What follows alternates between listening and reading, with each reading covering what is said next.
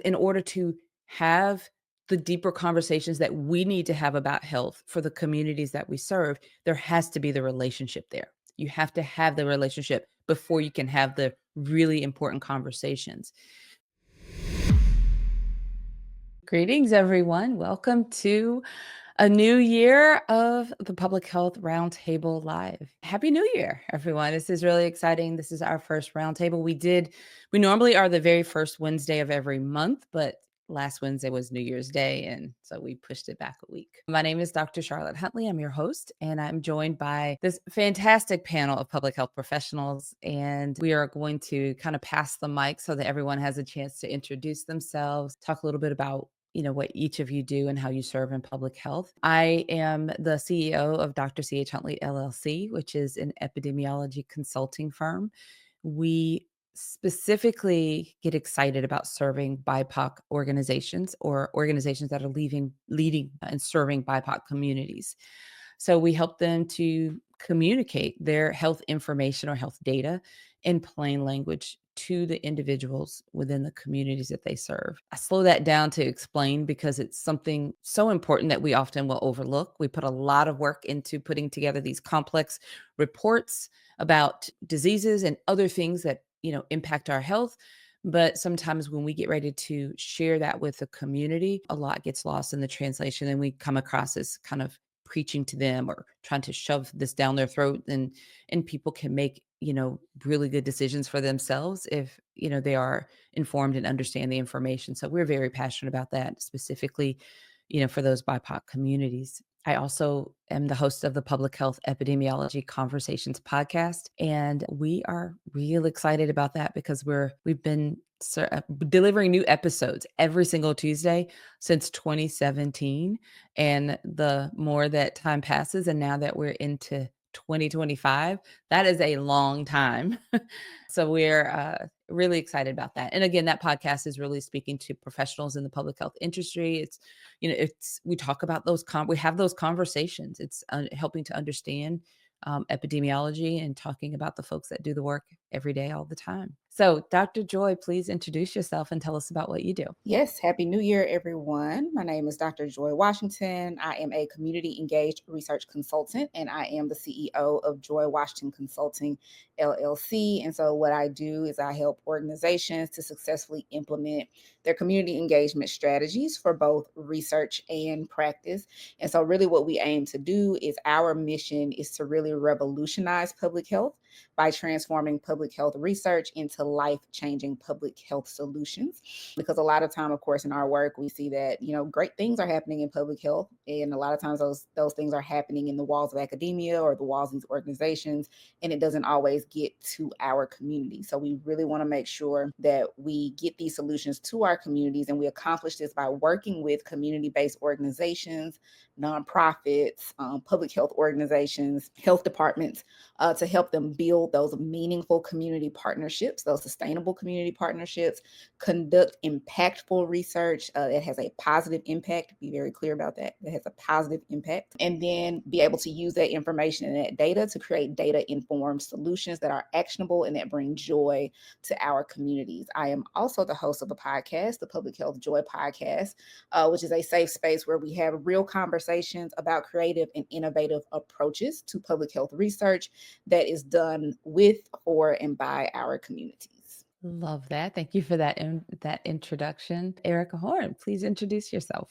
Hello, Happy New Year, everyone. It is truly an honor to be here on the show today. I am Erica Horn. I am the CEO and founder of Akiri Consulting, and I get the opportunity to work alongside faith-based organizations, nonprofit organizations, community-based organizations, and help them with program planning, implementation of whatever strategy they're trying to implement or health programming that they have in mind. And honestly, we do everything with solutions with you in mind. So however that looks for you, we will work with you to tailor the specific approach to make sure that we're actually providing services that are meaningful and impactful to the communities that we serve. Super excited to be here and looking forward to today's conversation. Thank you so much, Eric. I appreciate that introduction. And last but not least, Dr. Thelma Gamboa Maldonado, please introduce yourself and tell us about what you do. Hi there, everyone. Happy New Year. I can't believe it's already 2025. I am Dr. Thelma Gamboa Maldonado. It's such a pleasure to be here. Thank you, Dr. Huntley, for the invitation. So, a little bit about me. I am a public health consultant with over 18 years of experience in health education, promotion, program planning and implementation, and evaluation. And I also have experience in community-based research. So like my colleagues, all of you on this panel, I've also worked in various sectors in state and local government, public health, in academia, and I've also been part of CDC and NIH-funded community-based studies. I transitioned from that world to the world of entrepreneurship starting last year. My journey started around this time last year, and my focus continues to be on being community-centered and community-focused, but more specifically, I am centering on integration of community health workers into health systems, also integrating them into community-based research. So my transition has been from governmental public health and academia, and I'm now focusing more on working with health plans directly. So it's quite a shift. It's been quite a year. It's been a journey. So I'm love to share about it more as we go along in this program. Thank you. Thank you. That's a wonderful introduction. I'm excited for all of you to be here on this conversation. Our topic today, which is very fitting for January, kicking off the new year, is really about discussing and sharing what your public health priority is for 2025. And when I even framed this question, I knew that it would hit people, it would land very differently. We're in a very transitional political climate here in the US with the change of presidential administration and just all the things that go with kicking off the new year on top of that. So it means a lot of different things for everyone. I'm very goal oriented. All of you know this on the panel for sure. And if you watch us, so if you listen to the podcast, and you've been around me any period of time, you know that I'm very focused in that way. And for me, I'll kind of start answering this question and then I'll, pass it around for all of you to share your perspectives and what your priorities are for the year. I know that last year was very challenging for me both personally and challenging professionally. We had a lot of growth in the business, a lot of shifts and changes, and then a lot of personal stuff in my life that had me just shifting and pivoting and trying to manage.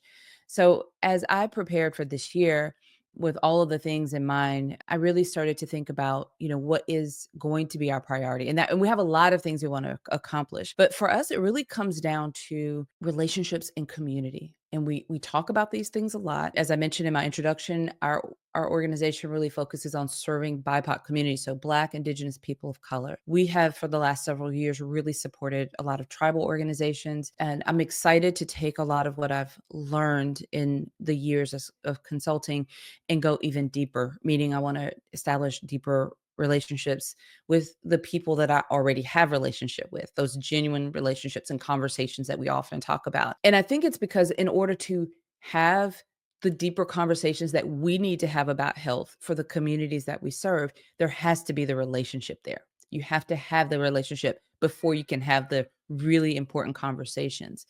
So a couple of things that we are doing to prioritize that, just to kind of give an idea with our podcast. And I mentioned that in the introduction.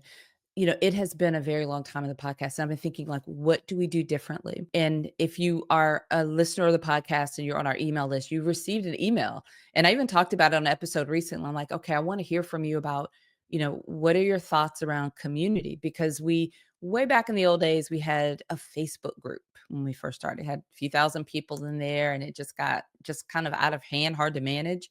And then we tried to have a LinkedIn group. As much as I love LinkedIn, I'm probably not as excited. It's one of my least favorite features is the groups. So for a while, it's been a little stagnant. But this year, with intention, I really want to have the community. Every time I go to the conferences, I love it when people come up to me and say, "Oh my gosh, Dr. Huntley, I listened to your podcast," and they'll tell me their story about their, what they've learned, how it's helped them. But we've set an intention and we've decided on creating creating our community on a platform that's not directly connected to social media. And we are investing in a very large way to bring our community together. And just like we always say that, you don't create something for the community without having the community involved. Like right now, we're actively recruiting a small group of our, community to get involved with us and help us build what they want. And so we're excited about that. That's one of the things that we're doing as we, dive into this year. And I think that is going to be helping us to accomplish what I really want in that part of relationships, and especially with what we have listeners from so many other countries outside the United States. This gives us the opportunity to really establish relationship with our community and have a place that we can create. So that's one of the things. I could go on, but I'm going to pass the mic because we are sharing this. But I'm excited about the sense of community as we grow into this year as a priority for our organization. So I'm going to pass this over to Dr. Joy in the same order that we kind of did our introductions. Throwing the question out to you, what is your public health priority for 2025? Well, I will say the last time we had the public health roundtable, we talked about our words of the year, and my word was abundance. And so, even as we are now in this just getting through this first week of 2025, one of the things that has come to mind for me is being prepared for the abundance, like actually being ready to receive the abundance. And that in public health, that's not a word that we use a lot. But when you think about it, we kind of talk about it in the sense of like a strength-based approach, right? Not focusing on the deficit, not always just focusing on the need, but focusing on the capacity. And abundance is part of that. And so as we kind of move into 2025, one of the things that happened for me last year is as a result of the presidential election, and we were feeling all the feels, right? It was, what do we do now? What do we do next? And the question for me was, well, how do we prepare? The abundance is not going to be lacking, but how do we prepare for the challenges that may be coming ahead because of the presidential election or the results of the presidential election, the transition of the presidential administration? And we are less than 2 weeks away, like less than 2 weeks away from this actually happening, from the presidential administration changing over. And so what my priority is for public health in 2025 is to help prepare my network, my colleagues, my peers, all of us who are public health consultants and entrepreneurs, is to find a way to support us in how we seek that abundance and prepare for that abundance in our communities, in our businesses, in our work, in our public health day-to-day lives. And so what we are doing, and what my primary priority right now is the Bracing for 2025 virtual summit for public health consultants and entrepreneurs. So what we are doing is we are gathering on January 14th and 15th to really support one another and learn, how do we prepare ourselves to thrive? Like, we want to thrive in 2025. Like, we do not want to be overwhelmed by the challenges that may come. We want to be able to brace ourselves. And the best way to brace ourselves is to stand together. So we're going to be coming together January 14th and 15th for the Bracing for 2025 Summit. And we're going to have, this is what I like to call a multi-million-dollar room. We have speakers and industry experts who have made millions in public health, no matter who was president, okay, from way back when. So we have to come together. We're going to be talking about the potential policy changes. We're going to be talking about DEI, diversity, equity, and inclusion. We'll be talking about, your businesses as far as finances, what that needs to look like. How can you pivot and shift and do different things? We'll also be talking about self-care, because that's part of the abundance mindset too. How do you take care of yourself during these times? So we are going to have a great time at this summit. If you want to learn from the folks who have made millions in public health, doing their own thing, doing their own business, being consultants and entrepreneurs, you need to be in this room, because this is the priority. If you are a consultant or entrepreneur, your business is your priority. Your community is your priority. So we've got to learn how to do that together. Oh, and I see, I'm glad we all put our MChess and chess in here, because we are offering chess and MChess continuing education credits for the summit as well. So that is my priority for 2025. Thank you. I get excited every time you talk about the summit. So thank you for sharing all of that. And I'm excited for the summit. And I know it's a scary move, but Yes.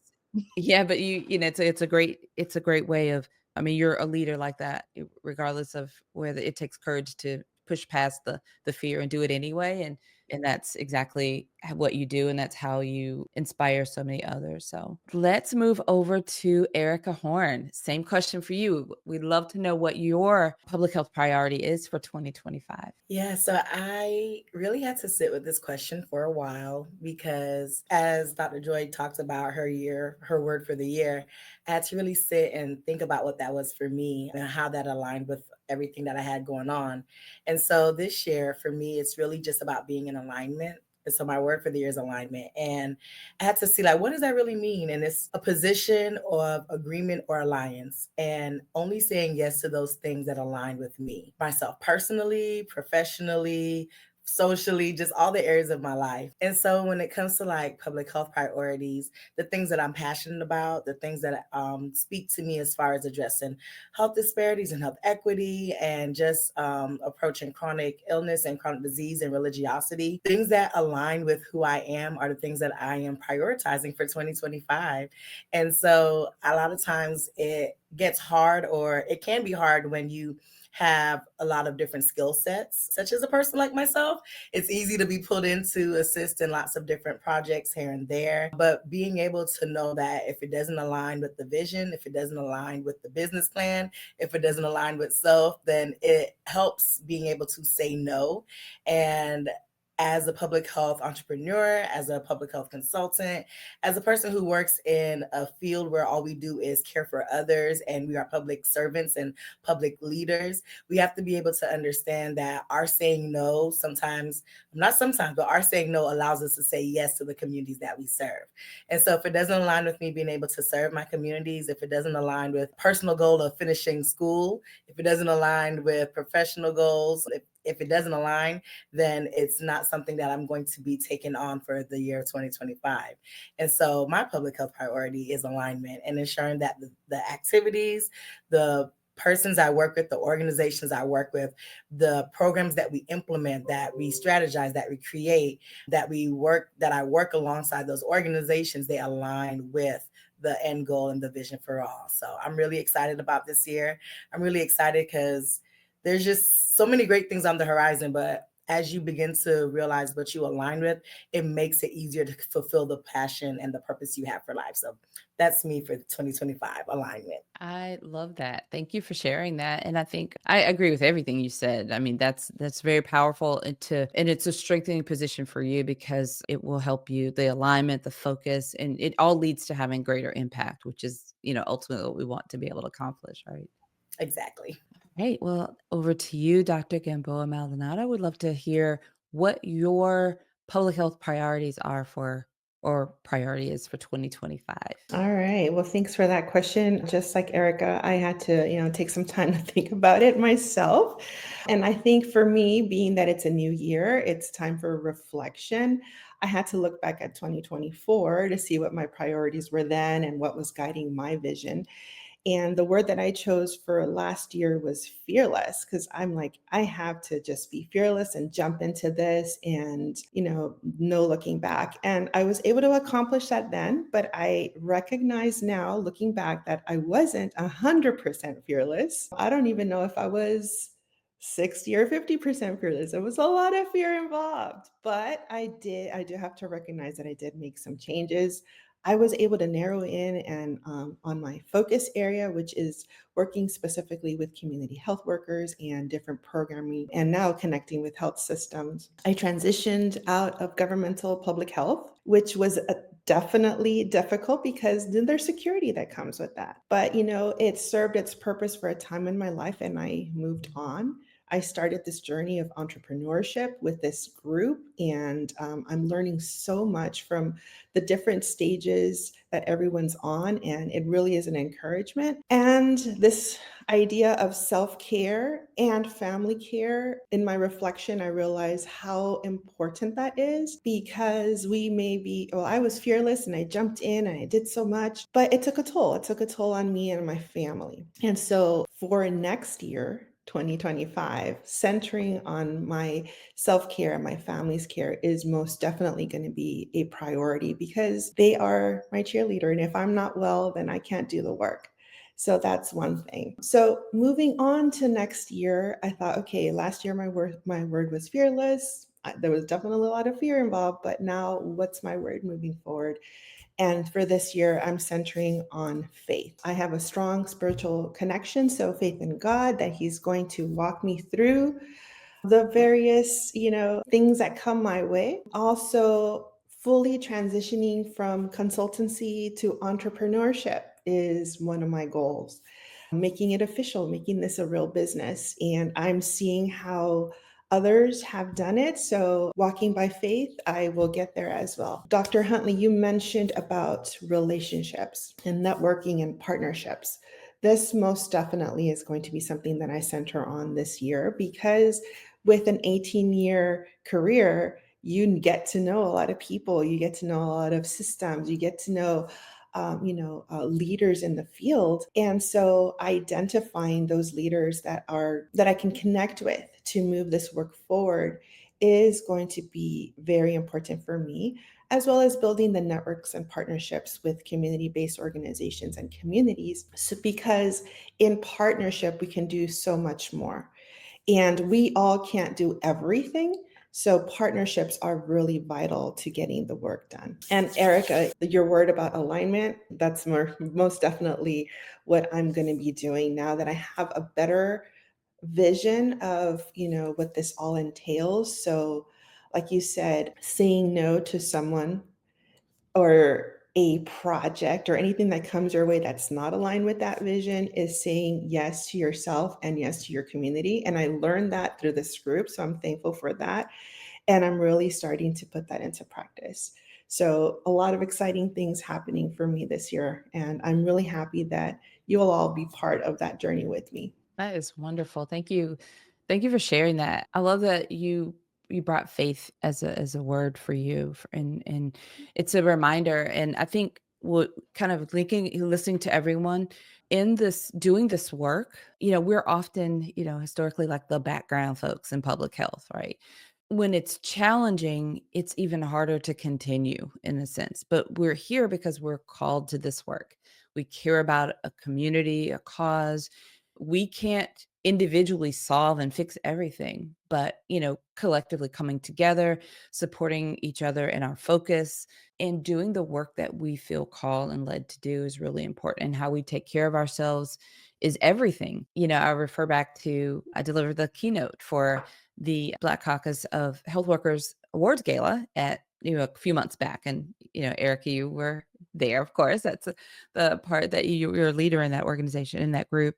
But part of what I shared there was a reminder, speaking to a whole room of leaders, the reminder of the importance of self-care, because we often are, as you said, Erica, not thinking about ourselves first, but we absolutely have to do that in order to continue to do this work, the public health work, serving our communities, advocating, educating, all the things that are important and necessary. So I think it's a bit of what everybody has talked about on this panel, kind of rolled up into whatever the one thing we could name it would be, what we would want to share with everyone. So I will just pass back around one more time for give you all the opportunity to share any final thoughts as we begin to wrap up the conversation, which has been really insightful to hear and to be a part of. So Dr. Joy, any final thoughts from you? I'll say I really appreciated Dr. Thelma and Erica's words as well. I'm a person of faith is also. So definitely hearing how all of our priorities align with each other and with all the different changes and challenges that we may anticipate in 2025. We don't have any reason to be scared. Of course, be fear comes along, right? That's a natural human reaction. But the response to that is to get prepared. You ain't got no reason to be scared, but you got every reason to get prepared, right? So even when those feelings come up, your priority is to always figure out, how do I prepare myself? How do I equip myself with the things that I need? And I think that's one of my word last year was exponential growth. And I said the same thing then. I wanted to be prepared for the exponential growth. And there were challenges, of course, but really focusing on how do I prepare myself, that helped me a lot. And leaning on my faith, leaning on saying no to things is all part of the journey. So I appreciate the conversation. Once again, if you want to come to the summit, it will be an amazing opportunity to connect with like-minded professionals who are all working to prepare for 2025 together. Wonderful. Thank you for that. And I would just add, even if you happen to watch this and the summit has already passed, I encourage you to still connect with Dr. Joy because I'm pretty sure there's going to be a whole lot of takeaways from this event and it may lead to something else. So there'd be an opportunity for you to be a part of whatever may be coming next. So over to you, Erica. Love to hear any final thoughts you have and you'd like to share. I enjoyed today. I enjoyed being able to listen to what everyone's plans are. I too resonate with all the words as a woman of faith, as a minister of the gospel of Jesus Christ myself.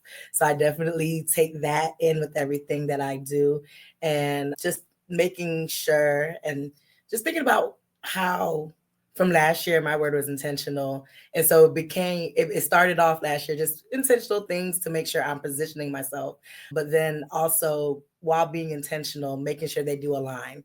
Because you can still be intentional about certain things. And that's, I think, what I was able to glean from last year. I was intentional about saying no here and there. But then what else? It's not just picking and choosing, but making sure they do align. And so definitely understanding that importance of embracing and being prepared for what's to come. So I'm too am looking forward to the summit. I'll be there as well. So I too am looking forward to it. But I'm really just excited for just this year for what's to come, especially the unknown. And I believe that as we continue to prepare ourselves for the unknown, the best thing we can do is to be prepared for it. So I'm really excited. I have no idea what may happen this year, but I'm looking forward to all the possibilities, the abundance of possibilities that our faith will lead us in, as long as we're doing everything intentionally and aligned in the ways that they need to be aligned. So really excited for this year. I appreciate today's conversation. It was really good and reflective for me today. Oh, thank you for that. Yes. Loving every bit of it myself. So, Dr. Gamboa. Wanted to once again thank this group for just sharing your experiences and your goals. And it's really inspiring. And that word about preparation, Dr. Joy, that really settles in with me, being prepared to face the unknown. And then when you are not prepared, you rely on your faith. You rely on your faith to get you through. So I just want to reiterate that, and also the importance of connection. Connection builds resilience, and it mitigates any sort of challenges or difficult experiences. So connection and preparation and faith, most definitely. All right, let's do this, right? That's wonderful. Thank you. And it's perfect reminder too, because all of you who are watching, whether you're live or replay, you see our names here. Please connect with us all. Our DMs are open. So if there's anything that I know often people will watch but don't like to comment publicly, but they'll like send a message in a DM or a connection request. Perfectly fine. I've been doing this a very long time. That happens a lot, but we are open to connections and conversations, and we're better together. I say that. So thank you all for my wonderful panel for joining and having such a great, rich conversation. Thank you all for attending and even if you're thinking, maybe you hadn't kind of set your priorities for the year, but now you have some ideas and thoughts. Please, I encourage you to do so and let us know, what you come up with and what you land on. So, thank you all for being here, and remember that every month, the first Wednesday of the month, unless it falls on a holiday, we are here live with a new topic and maybe a slightly different mix of leaders at the table. But we look forward to seeing you in the next roundtable as well. So thank you all.